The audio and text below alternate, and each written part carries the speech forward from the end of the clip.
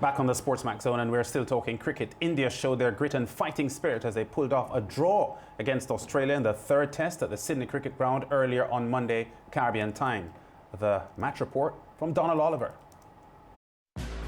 The target was 407 runs, and all eyes would be on the SCG pitch to see if there would be enough fifth-day wear and tear to keep India under the cosh, not to mention the added factor of scoreboard pressure. They had started the day on 98 for 2, and that scoreboard pressure was telling on Ajinkya Rahane, who succumbed to Nathan Lyon for 4, with a score 102 for 3. Gets his first wicket of the test match. Then came Rishabh Pant, who played with wanton abandon and took a liking to Lyon. Beautifully put away by Rishabh Pant. Cheteshwar Pujara was playing the sheet anchor role with the occasional boundary. He put away, Pujara latches onto the full toss. Pant, though, continued his aggression against Lyon, launching back-to-back sixes in 1 over. Shouts at catch it, he's got a lot of power again. He progressed to 50 off the next ball. Cards to bring up a typically entertaining 50 from Rishabh Pant, his third in Test cricket. Lyon could have had him, though, if his skipper Tim Payne held on behind the stumps. Have a look at it. Just caught the But there buck, was no didn't it? stopping the train, as he also took on the fast bowlers. Pujara progressed to a half-century as well. That's into the gap, and that's racing across a very quick outfield. So it's 4 for Pujara and brings up a very, very well-made 50. Pant continued to show more ominous signs as he entered the 90s. But Lyon would have the final say when he dismissed him 3 runs shy of a well-deserved 100. Rishabh Pant denied one of the great centuries by Nathan Lyon. The partnership for the 4th wicket was 148 runs. And not long after, Pujara was castled by Josh Hazlewood. Hazlewood in Australia. The fast bowlers with the new ball were cranking it up, and Ravichandran Ashwin was given out caught behind after receiving a snorter. But upon review, not out. Ashwin was really in the wars. He survived sometimes because luck was on his side. Oh, that hurt. You The can hear most testing of overs Side edge from onto the- Patrick Cummins. Australia by now were going ultra-attacking as they hunted for the breakthrough. And Payne would want to forget this game quickly. He put down Hanuma Vihari off the bowling of Mitchell Stark with about 9 overs remaining. And the test match win was gone for Australia after that. With an over to go, the players called time, and India escaped. I think they've called it. So to recap what has been a fascinating match, we are pleased to be joined by former West Indies fast bowler and now top coach Tony Gray. Tony, welcome to the SportsMax Zone. We did get some of your comments on this match last week. The first question, how surprised are you that India battled on and avoided a defeat here when going into the last day the odds heavily favour the Aussies? Yeah, good afternoon to you, Lance. Good afternoon to your listeners and viewers. Very surprised because I know how ruthless the Australians can be on the last day. Sydney's pitch was expected to play up and down. Obviously, that 5th day, it's normally the case, but it wasn't to be. But I like the fight, the indomitable spirit shown by the Indians, and they were able to stave off their defeat. Yeah, Tony? I think we probably lost Tony there, George. He was talking about the expectation of a 5th day problematic batting condition for the Indians. There was some variable bounce that we had started to see on days 3 and 4. Not a lot of that on the 5th and final day, but having said that, George, I don't want to take any of the stripes away from the Indian batsmen who were absolutely tremendous. Yeah, do we have Tony? We have Tony Gray back? Yeah. Yeah, I think he's there. Okay. Yeah, Tony, I was just mentioning that based on what we had seen on days 3 and 4 with some evidence of variable bounce, it was expected that the 5th day would be torrid for the batsmen. Based on how the pitch played, may not have been as bad as they anticipated, but I don't think we can take any of the stripes from the Indian batsmen and how well they applied themselves. Yeah, they were absolutely brilliant. I mean, they went out there with a game plan. Pant batted at the number 5 position, which is not normally the case, so they wanted to be offensive. and he played an absolutely brilliant innings for 97. And he was there with the right foil in Pujara, who batted for long, showed that ability to concentrate for long periods.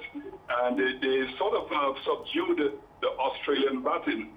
So that type of attitude, that type of spirit permeated into the Indian batting. And the lower half of the Indian batted quite well. But Harry, with a hamstring injury, and then Ashwin showed that he could take some blows, and he stayed out there for long. So it was really a strong and determined batting display by the Indians. Yeah, there was a point going close to the end of the match, Tony, that Shane Warne, one of the commentators, had been suggesting that some of his Indian friends were contacting him on social media and challenging him about the graphics on the screen that were showing India's great escape, because the Indians were suggesting that there was a point there that the Aussies felt that they may have escaped as well. Yeah, that's a good point, because there was a lot of fluctuating fortunes on both sides. I think that Pant's innings changed the course of the game somewhat when he was out there. He scored 97 in quick time, and that changed the momentum of the game. But the Australians was always in the game with a score of 407 again on the last day. It's not easy at all in the last inning. So I think that, both sides had an opportunity to win the game. But I think that in the end, a draw game was, what I loved to see, because I wanted to see, that last test match being a highly competitive one in Brisbane. Yeah, George was mentioning at the top of the show that what we are seeing from India now, based on their guts and fighting spirit, is not something that we would have attached to Indian teams of the past decades. What does this sort of performance from India highlight as far as the application, attitude and grit that these Indian players now display on the international scene? Well, obviously, when you look at the IPL has a lot of money in it, and the best fast bowlers go there to India. If you get in the best fast bowlers in the world to bat against the fear and the apprehension that the Indians team showed in the deep past, perhaps about 40 years, 35 years ago, is not evident now, because they've gotten a lot of fast bowlers to face. They have developed their fast bowlers also, and they have quicker pitches in India. So obviously they're more gritty. They have more technical competence against the faster bowlers. And I'll tell you something, their captain, Rahane, has shown great leadership qualities, and that has permeated into the rest of the team. So it's a combination of things that have caused them to be able to fight against the Australians in Australia, against some of the best bowlers in the world. Tony, on the point of captain, how does Tim Payne pick himself up and go in front of this team and exert leadership and authority when he played a massive, massive hand in the nature of the result from this third test? All right. I mean, he's a human being, and so he can have a bad day, and he did have a really bad day. 2 drop catches behind the wickets. In fact, I think it was 3. 3, yes. The thing about him, the thing with him is that he's captain of the team. He's done very well. The Australians have been at the top of the ladder in Test match cricket, and you want him to show that quality of coming back. He cannot sulk. He cannot, think too much of that day. He's going to forget the day, because he's going to lead men. And it's not just about cricketers, but it's leading men. So they want to see the captain buoyant. They want to see them see him come out positively and not, keep that failure in mind in this last test match. Tony, when you looked at the screen, the pitch looked like a 5-day pitch. It looked like how a 5-day pitch ought to look, a 5-day-old pitch ought to look. But the Australians will say maybe it didn't play like a 5-day-old pitch ought to play. Do you think that after this game, well, the game is over, do you think that the Australian management, the senior staff, would be having a word with their groundsman to say, well, bloke, maybe you let us down a bit, because what we were expecting from the pitch on the last day, we didn't get it, and that's why we could only draw the game? I think that, the plans backfired on the Australians. I think they wanted a firmer pitch. I think they wanted a bouncier pitch. Sydney is a pitch that will assist the Indian spinners. And I think that, they were a bit surprised that they got a pitch that was firm initially because the Australian fast bowlers were very aggressive. But then at the fifth day, it didn't seem to crack up much. Normally the Sydney pitches will crack in the fifth day, but that wasn't the case. So I thought the plans backfired in the Australians. But in this last test match in Brisbane, that starts in a couple of days, you can expect the pitch to be bouncier, pacier, and perhaps some live grounds on it because they need to win this final test match.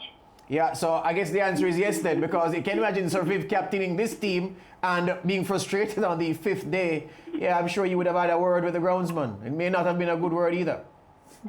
Yeah, when you go to play against Australia or any team at home, they plan very well. So it's not just about a squad being prepared to play against the opposition.